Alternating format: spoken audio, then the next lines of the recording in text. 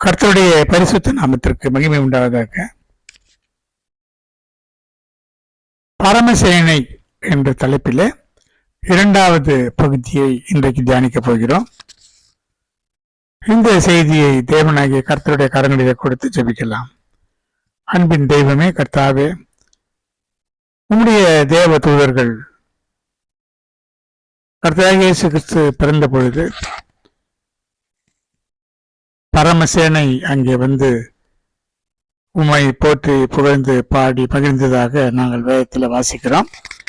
இந்த பரமசேனைகளை பற்றிய செய்தியை தியானிக்கும்படியாக வந்திருக்கிறோம். எங்களுக்கு இந்த பரமசேனையினுடைய தூதர்களுடைய திரள், பரமசேனையின் திரள் என்று சொல்லப்பட்டிருக்கிறது. இதை பற்றிய செய்திகளை எங்களுக்கு சொல்லித்தாரும். உடைய மென்மையான நாமத்தை மகிமைப்படுத்தும் இயேசுவின் இன்ப நாமத்தில் வேண்டுகிறோம், ஜீவனுள்ள நல்ல பிதாவே, ஆமேன். கர்த்தருடைய பரிசுத்த நாமத்திற்கு மகிமை உண்டாவதாக. பரமசேனையின் திரள் என்று சொல்லப்பட்ட இந்த பகுதியில் பரமசேனை என்று சொன்னால் என்ன? சேனை என்பதில் பல வகைகள் உண்டு. அதில் தூதர்கள், பல வகையான தூதர்கள் இருக்கிறார்கள். இந்த எல்லா சேனைகளும், எல்லா தூதர்களும் சேர்ந்ததுதான் பரமசேனை. தூதர்களிலே செய்திகளை சொல்லக்கூடியவர்கள் உண்டு. உதாரணமாக பார்க்கும்போது காபிரியேல் தேவதூதன் செய்தியை சொல்வதற்காக வந்தான், மரியாள் இடத்துல வந்தான். மிகாவேல் என்ற தேவதூதன், அவன் யுத்த புருஷனாக, அவன் ஒரு தலைமை தேவதூதனாக இருக்கிறான். கேருபீன்கள் என்றவர்கள் காப்பதற்காக, காப்பாற்றுவதற்காக அபிஷேகம் பண்ணப்பட்டவைகள். இப்படி பலவிதமான தேவதூதர் வகைகளை நாம் பார்க்கிறோம். இது எல்லாவற்றையும் பார்க்கும் பொழுது இந்த தேவ தூதர்கள், தேவ கணங்களிலே விழுந்து போனவர்கள் உண்டு. அந்த விழுந்து போன தூதர்கள் தான் சாத்தான் என்று அழைக்கப்படுகிறார்கள். இது ஒரு வகையான ஒரு கூட்டம் இருக்கிறது. இப்பொழுது இந்த பரமசேனை என்று சொல்லும்போது தேவ தூதர்கள், இந்த தேவ தூதர்கள் எந்தெந்த வகையில தேவனுடைய பிள்ளைகளுக்கு உதவியாக இருந்தார்கள் என்பதைத்தான் நாம் இப்பொழுது தியானிக்கப் போகிறோம். இந்த வகையில பார்க்கும் பொழுது தாவீதுக்கு வெளிப்பட்டதான தூதன் எப்படி வெளிப்பட்டான் என்பதை பார்க்கலாம். 2 சாமுவேல் 24ஆம் அதிகாரம் 1ஆம் வசனத்திலே, கர்த்தருடைய கோபம் திரும்ப இஸ்ரவேலின் மேல் மூண்டது. இஸ்ரவேல் யூதா என்பவர்களை லக்கம் பார் என்று அவளுக்கு விரோதமாக சொல்லுகிறதற்கு தாவீது ஏவப்பட்டான். இது பிசாசு சாத்தான் அப்படி ஏவினான் என்று வேதத்தில் சொல்லப்பட்டிருக்கிறது. கர்த்தருடைய கோபம் எதற்காக வர வேண்டும் என்று சொன்னால், ஒன்று இவனுடைய ஜனங்களோ அல்லது இவனுடைய இராணுவத்தினுடைய தொகையினாலோ வெற்றி கிடைக்கிறது இல்லை. அது தேவன் தான் வெற்றியை கொடுக்கிறார். இந்த நிலையிலே இது ஒரு அவிசுவாசமான காரியமாக இருக்கிறது. இன்னொரு வகையில பார்க்கும்போது ஒரு பிரமாணம் ஏற்கனவே கொடுக்கப்பட்டிருக்கிறது. ஜனங்களை தொகையிட வேண்டும் என்று சொன்னால் அந்த தொகைக்கு தக்கதாக எண்ணப்படுகிற ஒவ்வொருவனும் கர்த்தருக்கு காணிக்கை செலுத்த வேண்டும் என்பது பிரமாணம். ஆனால் இது எதையுமே செய்யாமல் தாவீது தொகையிடும்படியாக சொன்னான். ஆனால் இதற்கு பிறகு அவனுடைய இருதயம் பாதித்தது. 10ஆம் வசனத்தில் பார்க்கும் பொழுது, நான் இப்படி செய்ததினாலே பெரிய பாவம் செய்தேன், இந்த அடியானின் அக்கிரமத்தை நீக்கிவிடும், நான் மகா புத்தீனமாக செய்தேன் என்று தாவீது அவனுடைய இருதயம் அவனை பாதித்ததினாலே சொன்னான். தாவீது காலமே எழுந்திருந்த பொழுது தாவீதுடைய ஞான திருஷ்டிக்காரனாகி காத் என்ற தீர்க்கதரிசிக்கு கர்த்தருடைய வார்த்தை உண்டானது.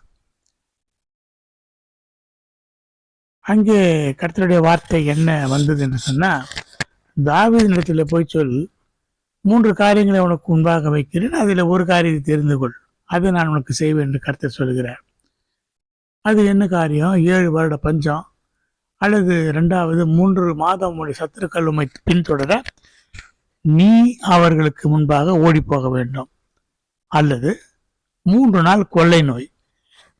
இதில் எது வேண்டும் என்று கேட்கும் பொழுது தாவீது காத்தை நோக்கி சொல்லுகிறான், கொடிய இடுக்கணில் அகப்பட்டிருக்கிற இப்பொழுது கர்த்தருடைய கையிலே விழுவோமாக, அவருடைய இரக்கங்கள் மகா பெரிது, மனுஷர் கையிலே விழாதிருப்பேனாக என்று சொல்கிறார். ஏற்கனவே தாவீது பல வகையிலே மனுஷர் கையிலே விழுந்து அவஸ்தைப்பட்டான். அதனாலே அவன் தேவனுடைய இரக்கமுள்ள குணம் அவனுக்கு தெரியும். தாவீது என் இருதயத்துக்கு ஏற்றவன் என்று கர்த்தர் சொன்னது போல கர்த்தருடைய இருதயத்தையும் தாவீது நன்றாக அறிந்திருந்தான். அதனாலே கர்த்தருடைய கையிலே விழுவோமாக என்று சொல்லி ஒப்பு கொடுத்தான். கர்த்தருடைய பரிசுத்த நாமத்திற்கு மகிமை உண்டாவதாக. அப்பொழுது என்ன நடந்தது? கொள்ளை நோயை கர்த்தர் வரப்பண்ணினார், அனுமதி கொடுத்தார். அதில் 70,000 பேர் செத்து போனார்கள். இப்படி தேவதூதன் எருசலேமை அழிக்க தன் கையை அதன் மேலே நீட்டின பொழுது கர்த்தர் எருசலேமை பார்த்து அதனுடைய அந்த தீங்குக்கு மனசாப்பட்டு ஜனங்களை சங்கரிக்கிற அந்த சங்கார தூதனை நோக்கி, போதும், இப்போது உன் கையை நிறுத்து என்று சொல்கிறார். அந்த வேளையிலே கர்த்தருடைய தூதன் எங்கே நிற்கிறான் என்று சொன்னால், எபூசியன் ஆகிய அர்பானாவினுடைய போரடிக்கிற களத்துக்கு நேரே அவன் இருந்தான். அப்பொழுது அந்த தூதனை கண்ட பொழுது தாவீது, நான் தான் பாவம் செய்தேன், நான் தான் அக்கிரமம் பண்ணினேன், இந்த ஜனங்கள், இந்த ஆடுகள் என்ன செய்தது? உம்முடைய கைகள் என் தகப்பன் வீட்டிற்கு விரோதமாய் இருப்பதாக என்று சொல்லி தேவனை நோக்கி விண்ணப்பம் பண்ணினான். இதுதான் தாவீதுடைய மனது. ஜனங்களுக்காக பரிதவிக்கக்கூடிய ஒரு மனிதனாக அவன் இருந்தான். ஆடுகளுக்கு பின்னாலே அலைந்த அவனை, அதனால தான் தன்னுடைய ஆடுகளாகிய ஜனங்களுக்கு அதிபதியாக ஏற்படுத்தினார். அதனாலே அவன் ஜனங்களை பாதுகாக்கிறவனாக விளங்கினான். இன்னும் ஒரு செய்தி கூட சொல்லலாம். அப்சலோம் தாவீதை துரத்தும்படியாக வந்த பொழுது அவன் என்ன காரியத்துக்காக ஓடிப்போனான் என்று சொன்னால், அவனாலே அப்சலோமை எதிர்த்து நின்றிருக்க முடியும். ஆனால் அவன் என்ன சொன்னான், அவனுடைய மனதை பாருங்க. அவன் வந்து ஜனங்களை எல்லாம் சிதற அடித்து இந்த நகரத்தை ஜனங்களை தொல்லை பண்ணாதபடிக்கு நாம் ஓடி போகலாம் என்று சொன்னான். அப்படி அவன் ஓடி போனதினாலே ஜனங்கள் தப்பித்தார்கள். இதுதான் அவனுடைய மனதாக இருக்கிறது. அப்படி தாவீது தன்னுடைய கண்களை ஏறெடுத்து பார்க்கும்பொழுது வானத்துக்கும் பூமிக்கும் நடுவே நிற்கிற கர்த்தருடைய தூதன் உருவின பட்டயத்தை தன் கையில பிடித்து கொண்டு எருசலேமுக்கு மேலே நீட்டி இருந்ததை பார்த்தான். இந்த எபூசியன் ஆகிய ஓர்னானுடைய களத்திலே கர்த்தருக்கு ஒரு பலிபீடத்தை உண்டாகும்படி அங்கே தாவீதுக்கு சொல் என்று கர்த்தருடைய தூதன் காத்து என்ற தீர்க்கதரிசி கட்டளையிட்டான். அப்படியே தாவீது அங்கே ஒரு பலிபீடத்தை உண்டாக்கி பலி செலுத்தினான். அந்த அர்பானாவின் களம்தான் பிறகு தேவாலயம் தாவீது கட்டுகின்ற இடமாக அமைந்தது. இன்றைக்கு வரைக்கும் அடுத்த தேவாலயமும் அங்கேதான் கட்டப்பட்டது. இப்பொழுது கட்டப்போகின்ற தேவாலயமும் அந்த இடத்துல தான் இருந்தது. இது தேவன் தெரிந்து கொண்ட இடமாக இருக்கிறது. இப்படி இந்த தேவ தூதர்கள் கிரியை செய்கிறது பார்க்கலாம். அடுத்தது எலியா தீர்க்கதரிசியும் தேவ தூதர்களும் எப்படி ஒருவரோடு ஒருவர் இடைப்பட்டார்கள் என்பதை பார்க்கும்பொழுது, எலியா ஆகாபின் மனைவியாகிய ஏசபேல் அவளோடு கூட இருந்ததான தீர்க்கதரிசிகள், பாகாலின் தீர்க்கதரிசிகளை எல்லாம் வெட்டி கொன்று போட்டான். இந்த செய்தியை யேசபேலுக்கு ஆகாப் அறிவித்தான் என்று 1 ராஜாக்கள் 19ஆம் அதிகாரம் 1ஆம் வசனத்தில் இருந்து பார்க்கலாம். அப்பொழுது எலியாவிடத்தில் யேசபேல் ஆள் அனுப்பி, இந்த ஒவ்வொருவனுடைய பிராணனுக்கு நீ செய்தது போல நாளை நான் உனக்கு வர பண்ணுவேன் என்று சொன்னான். இப்படி சொன்னதுனாலே அவன் அவளுக்கு தப்பி அந்த இடத்தை விட்டு ஓடி போனான். ஓடி போய் வனாந்தரமான ஒரு இடத்துல ஒரு சூறை செடியின் கீழே படுத்து கொண்டு நித்திரை பண்ணினான்.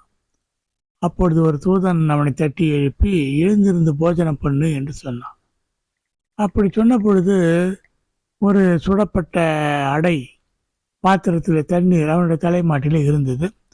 அவன் அவ்வளவு தூரம் நடந்து வந்த களைப்பிலே புசித்து குடித்து திரும்ப படுத்து கொண்டான். கர்த்தருடைய தூதன் திரும்ப 2ஆம் தரம் வந்து அவனை தட்டி எழுப்பினான். எழுந்திருந்து போஜனம் பண்ணு, நீ பண்ண வேண்டிய பிரயாணம் வெகு தூரம் என்று சொல்கிறான்.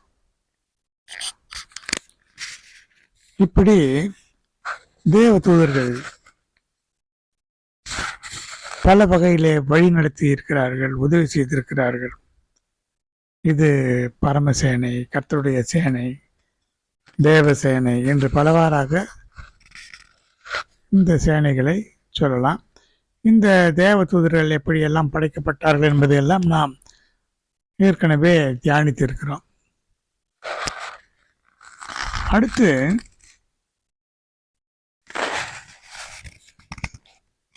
எலியாவின் காரியங்களை பார்க்கும் பொழுது 2 ராஜாக்கள்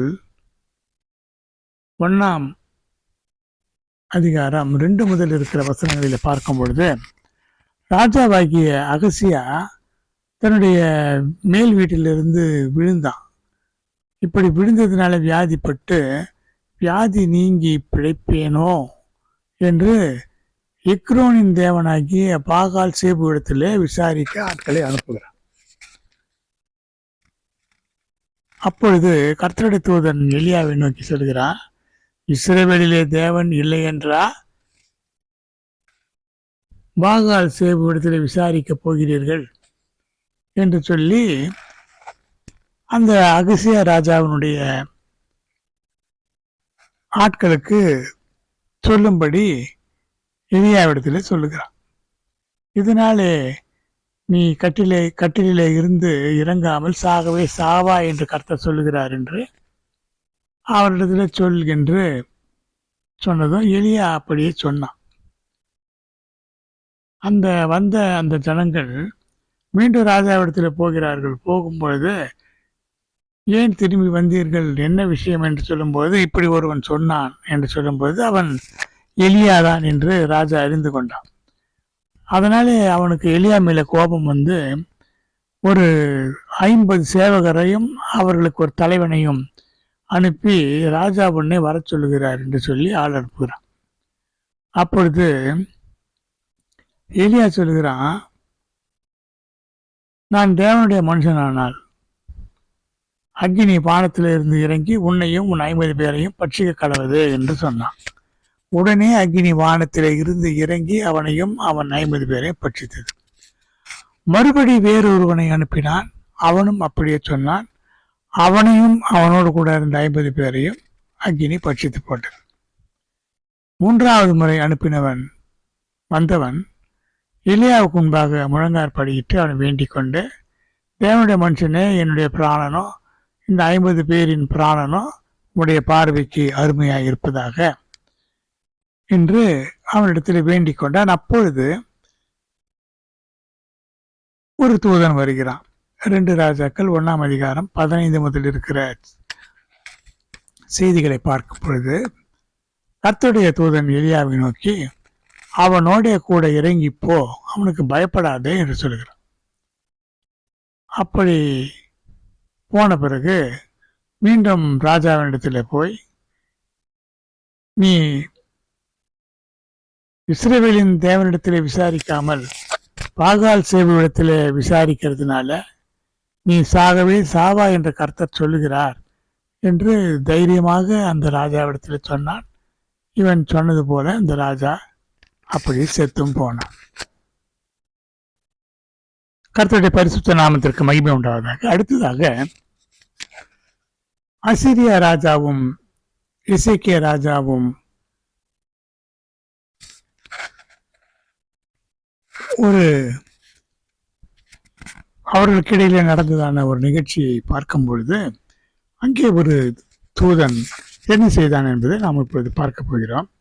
2 ராஜாக்கள் 19ஆம் அதிகாரம் 1 முதல் இருக்கிற வசனங்களை பார்க்கும் பொழுது, ராஜாவாகிய எசேக்கியா அசீரியா ராஜாவின் அனுப்பின ஆள் சொன்ன காரியங்களை எல்லாம் கேட்ட பொழுது தன்னுடைய வஸ்திரங்களை கிழித்து ரெட்டு உடுத்தி கொண்டு கர்த்தருடைய ஆலயத்தில் பிரவேசித்து என்ன சொன்னா, இது கண்டிதமோ தூஷணமோ அனுபவிக்கிற நாள் பிள்ளை பேரு நோக்கி இருக்கிறது, பெறவோ பலன் இல்லை. ஜீவனுள்ள தேவனை நிந்திக்கும்படி அசீரியா ராஜாவாகிய தன் ஆண்டவனால் அனுப்பப்பட்ட ரப்சாக்கி சொன்ன வார்த்தைகள் எல்லாம் தேவனாகிய கர்த்தர் கேட்டிருக்கிறார். அதன்படி அவர் செய்வார். மற்ற காரியங்கள் மீதியா இருக்கிறவர்களுக்காக விண்ணப்பம் செய்வீராக என்று எசேக்கியா ஏசாயாவிடத்திலே சொல்லி அனுப்புகிறார். ஏசாயா தீர்க்கதரிசி இடத்திலே வந்து அவர்கள் சொல்லுகிறார்கள். அப்படி சொல்லும் பொழுது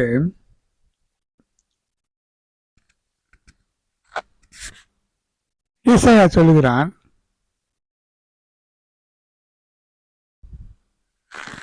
தேவன் விலக்கி காப்பார். வானத்தையும் பூமியையும் உண்டாக்கின தேவன், ஜீவனுள்ள தேவனை அவன் நிந்திக்கும்படி சொன்னதை அவர் கேட்டிருக்கிறார், அவர் பார்த்திருக்கிறார் என்றெல்லாம் இந்த காரியங்களை குறித்து தேவனை பற்றி அவர்கள் விண்ணப்பம் பண்ணினார்கள். ஒரு பக்கம் எசேக்கியாவும் அவனுடைய அரண்மனையில் இருக்கிற அவனுடைய ஆட்களும் செய்கிறார்கள். ஏசாயாவும் அவனோடு கூட இருக்கிறதான ஆட்களும் விண்ணப்பம் பண்ணுகிறார்கள் தேவனை நோக்கி. அப்படி செய்த பொழுது என்ன நடந்தது? அன்று ராத்திரியிலே சம்பவித்தது என்னவென்றால், கர்த்தருடைய தூதன் புறப்பட்டு அசீரியரின் பாளையத்தில் 185,000 பேரை சங்கரித்தான். அதிகாலமே எழுந்திருக்கும் போது இதோ அவர்கள் எல்லாரும் செத்த பிரேதங்களாய் கிடந்தார். ஏனென்றால் அவன் சேனைகளின் தேவனாகிய கர்த்தர், இஸ்ரவேலின் சேனைகளாகிய கர்த்தரை அவன் நிந்திக்கும்படியாக ராஜாவையும் ராஜாவினுடைய சேனைகளையும் நிந்திக்கிறான். தேவனுக்கு எப்பொழுதுமே தன்னுடைய ஜனத்தை நிந்திக்கிறவர்களை பார்த்து அவர் என்ன சொல்லுவார்? தன்னையே நிந்திக்கிறதாகத்தான் அவர் சொல்லுவார். கோலியாத்தினுடைய காரியங்களில கூட பாருங்க, கோலியாத்து கூட இஸ்ரவேலின் சேனைகளாகிய கர்த்தர் இஸ்ரவேலின் சேனைகளை நிந்தித்தேன் என்று சொன்னுகிறான். அதனால அவன் தாவீதினால அழிக்கப்பட்டு போனான். அப்படி ஒரே ஒரு தூதன் 185,000 பேரை ஒரே ராத்திரியில சங்கரித்து போட்டான். ஒருவன் கூட அங்க மீதமாக போகவில்லை.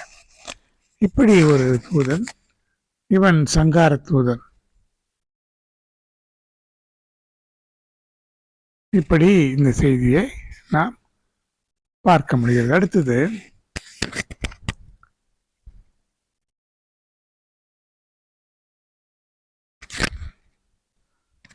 சகரியா என்ற தீர்க்கதரிசிக்கு உண்டான வார்த்தைகள் தரியு ராஜா அரசாண்ட 2ஆம் வருஷம். சகரியா 1ஆம் அதிகாரம் 7 முதல் இருக்கிற வசனங்களை பார்க்கும் பொழுது அவன் ஒரு தரிசனம் பார்க்கிறான். சிவப்பு குதிரையின் மேலே ஒரு புருஷன் இருந்தார். பள்ளத்தாக்கிலே இருக்கிற மிருது செடிகளுக்குள்ளே அவர் நிற்கிறார். அவருக்கு பின்னாலே மங்கின சிவப்பும் மங்கின நிறமும் வெண்மையுமான குதிரைகள் இருந்தன. இப்படி அந்த தூதனானவர் மிருது செடிகளுக்குள்ளே இருந்ததான கர்த்தருடைய தூதனை நோக்கி, ஒரு தூதன் இன்னொரு தூதனை பார்த்து பேசுகிறார். அப்படி இருக்கும்போது கர்த்தருடைய தூதன் என்ன சொல்கிறார்? சேனைகளின் கர்த்தாவே, இந்த 70 வருஷமா நீர் கோபம் கொண்டிருக்கிற எருசலேமின் மேலும் யூதா பட்டணங்களின் மேலும் எந்த மட்டும் இறங்காதிருப்பீர் என்று சொல்லும்போது, அப்போது கர்த்தர் என்னோடு பேசின தூதனுக்கு நல் வார்த்தைகளையும் ஆறுதலான வார்த்தைகளையும் பிரதியுத்தரமாக சொல்கிறார். அப்போது என்னோடு பேசின தூதன் என்னை நோக்கி, சேனைகளின் கர்த்தர் உரைக்கிறது என்னவென்றால், எருசலேமுக்காகவும் சீயோனுக்காகவும் மகா வைராக்கியம் கொண்டிருக்கிறேன். என் ஆலயம் அதிலே கட்டப்படும், எருசலேமின் மேலே அளவுகள் பிடிக்கப்படும் என்று சேனைகளின் கர்த்தர் சொல்லுகிறார் என்று கூறு என்று சொன்ன செய்தியை பார்க்கலாம். இது தேவாலயம் இடிக்கப்பட்ட பிறகு தேவாலயத்தை மீண்டும் கட்ட கர்த்தர் வைராக்கியமாய் இறங்கி கிரியை செய்கிறார். இதற்காகத்தான் இந்த தூதர்கள் வந்திருக்கிறார்கள் என்ற செய்தி ஒரு பக்கம் இருக்கிறது. இன்னொன்று, இந்த 4 குதிரைகள் என்று பார்க்கும்பொழுது வெளிப்படுத்தின விசேஷத்திலும் இப்படி 4 விதமான குதிரைகளை பார்க்கிறோம். அந்த வெளிப்படுத்தின விசேஷத்தில் யோவானுக்கு வெளிப்படுத்தப்பட்ட அந்த செய்திகள் ஒரு பகுதியாக, இது ஒரு அதற்கு முன்னோடியாக இருக்கிறது போல நமக்கு தெரிகிறது. அடுத்ததாக பார்க்கும் பொழுது 4 கொம்புகளை பார்க்கிறார். யூதாவையும் இஸ்ரவேலையும் எருசலேமிலே சிதறடித்த கொம்புகள் என்று சொல்லப்படுகிறது. அதற்கு பிறகு கர்த்தர் எனக்கு 4 தொழிலாளிகளை காண்பித்தார். இது யார் என்று சொன்னால், யூதா தேசத்தை பாழாக்க தங்கள் கொம்பை எடுத்த புறஜாதிகளுடைய கொம்புகளை வீழ்த்தெழுவதற்காக இவர்கள் வந்திருக்கிறார்கள். 4 தொழிலாளர்கள். ஏனென்றால் யூதா தேசத்தையும் எருசலேமையும் சிதறடித்ததான புறஜாதிகளை பழி வாங்குவதற்காக இவர்கள் வந்திருக்கிறார்கள் என்ற செய்தியை பார்க்கலாம். நம்முடைய தேவனாகிய கர்த்தர் தன்னுடைய ஜனத்துக்காக பரிதபிக்கிற தேவன். நம்முடைய ஜனத்துக்கு விரோதமாக யாரெல்லாம் கிரியை செய்தார்களோ அவர்களை அவர் பழி வாங்கி, அவர்கள் என்ன செய்தார்களோ அதற்கு இணையாக புறஜாதிகளுக்கு செய்யக்கூடிய ஒரு தேவனாக அவர் இருக்கிறார் என்பதை நாம் வேதத்திலே பல நிகழ்வுகளின் மூலமாக நாம் அறிந்து கொள்ள முடிகிறது. கர்த்தருடைய பரிசுத்த நாமத்திற்கு மகிமை உண்டாவதாக. அடுத்ததாக சகரியா 3ஆம் அதிகாரம் 1 முதல் இருக்கிற வசனங்களில் பார்க்கும்பொழுது, பிரதான ஆசாரியனாகிய யோசுவாவை அங்கே பார்க்கிறார். கர்த்தருடைய தூதனுக்கு முன்பாக அவன் நிற்கிறான். சாத்தான் அவனுக்கு விரோதம் செய்ய அவனுடைய வலது பக்கத்தில் நிற்கிறான். ஏன் அப்படி சாத்தான் அவனுக்கு துன்பம் கொடுக்க நிற்கிறான் என்று சொன்னால், யோசுவா அழுக்கு வஸ்திரம் தெரித்தவனாக தூதனுக்கு முன்பாக நிற்கிறான். அப்போது கர்த்தர் சாத்தானை நோக்கி கடிந்து கொண்டு, கர்த்தர் உன்னை கடிந்து கொள்வாராக, சாத்தானே, இவன் அக்னியிலிருந்து தப்பி வைக்கப்பட்ட கொல்லி அல்லவா என்று சொல்கிறார். காரணம், அழுக்கு வஸ்திரம் தெரித்திருக்கிறதுனால அங்கே தேவனுடைய சந்நிதிக்கு முன்பதாக ஒரு தூதனாக இருக்கிறதான பிரதான ஆசாரியனாக இருக்கிறதான இவன் அழுக்கு வஸ்திரம் தெரித்திருக்க கூடாது அல்லவா? அதனாலே சாத்தான் அவனை தண்டிக்கும்படியாக இறங்குகிறான். என்றால் சாத்தானுடைய சுபாவம் என்னவென்று சொன்னால், நம்மிடத்தில் என்ன குற்றம் இருக்கிறது, என்ன குறை இருக்கிறது என்பதை மிக ஆழமாக பார்த்து கொண்டே இருக்கிறது அவனுடைய வேலை. ஏனென்றால் பிதாவாகிய தேவனுக்கு முன்பாக சகோதரர்களாகிய நம்மை பற்றி இரவும் பகலும் குற்றம் சுமத்துகிறவன் இவன் என்று வேதம் கூறுகிறது. இப்படி அழுக்கு வஸ்திரம் இருந்ததுனால அப்போது கர்த்தர் சொல்லுகிறார், நான் உன் அக்கிரமத்தை உன்னிலிருந்து நீங்க செய்து உனக்கு சிறந்த வஸ்திரத்தை தரிப்பித்தேன் என்று சொல்லி சுத்தமான பாகையை அவன் சிரசு மேலே வைத்து வஸ்திரங்களை தரிப்பித்தார்கள். கர்த்தருடைய தூதன் அங்கே நிற்கிறார். வேதத்தில் பார்க்கும்போது, தூதர்களை பார்க்கும் பொழுது, கர்த்தருடைய தூதன் நின்றார் வந்தார் என்று மிகுந்த கனத்தோடு கூட சொல்லும் பொழுது அது பரிசுத்த ஆவியானவரை பற்றிய செய்தியாகத்தான் இருக்கும். பெரும்பாலும் கர்த்தருடைய தூதனானவர் என்று பார்க்கும்போது அது அப்படித்தான் இருக்கும். மற்ற சாதாரணமான தூதர்கள் எப்படிப்பட்ட தூதர்களாக இருந்தாலும் அவன் இவன் என்று தான் சொல்வார்கள். ராஜாவாக இருந்தாலும் அவன் எவ்வளவு பெரிய பிரதானியாக இருந்தாலும். வேதத்திலே மரியாதையாக சொல்லக்கூடிய 3 பேர்: பிதா, குமாரன், பரிசுத்த ஆவியானவர். பிதாவாகிய தேவனை, குமாரனாகிய கிறிஸ்துவை, பரிசுத்த ஆவியான தேவனை எல்லாம் அவர் என்ற வார்த்தையை சொல்லித்தான் குறிப்பிடுவார்கள். அதை வைத்து நாம் கண்டுபிடித்துக் கொள்ளலாம். அடுத்து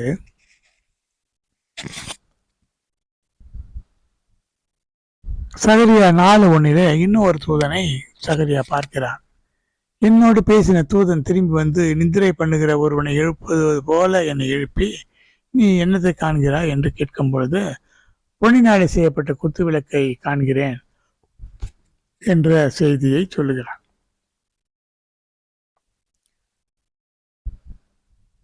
அப்பொழுது அந்த தூதன் இவைகள் என்னவென்று கேட்கும் பொழுது, ஆண்டவனே எனக்கு தெரியாது என்று சொல்லுகிறான். அப்பொழுது கர்த்தருடைய வார்த்தை என்ன சொல்லுகிறது என்று சொன்னால், பலத்தினாலும் அல்ல, பராக்கிரமத்தினாலும் அல்ல, என்னுடைய ஆவியினாலே ஆகும் என்று சேனைகளின் கர்த்தர் சொல்லுகிறார்.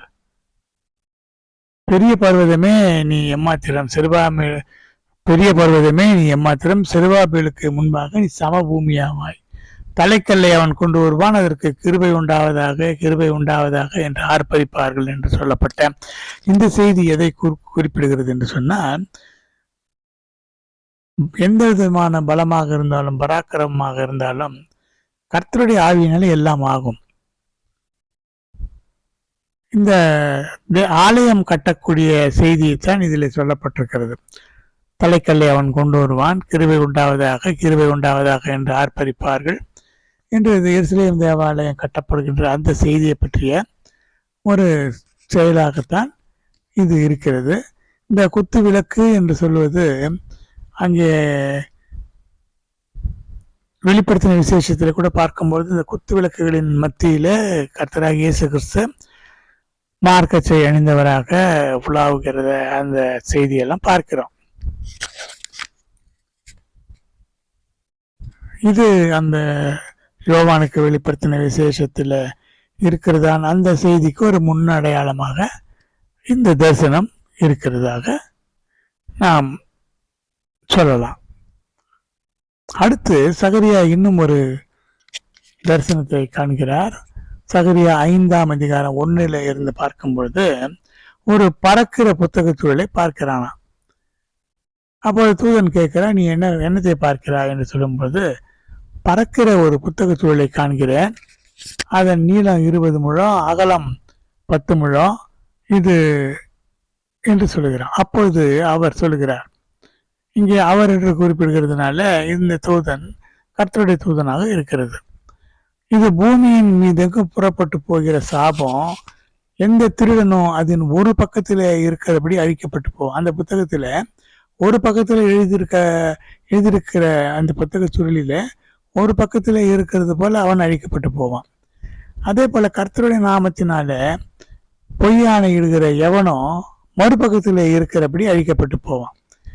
இந்த புத்தக சூழல் என்ன செய்யுமா, திருடன் வீட்டிலும் என் நாமத்தை கொண்டு பொய்யானை இடுகிறவன் வீட்டிலும் வந்து அவனவன் வீட்டின் நடுவிலே தங்கி அந்த வீட்டை, அதன் மரங்கள், அதன் கல்லுகளோடு நிர்மூலமாக்கும்படி அதை புறப்பட்டு போக பண்ணுவேன் என்று சேனைகளின் கர்த்தர் சொல்லுகிறார் என்று அவன் சொல்லுகிறான்.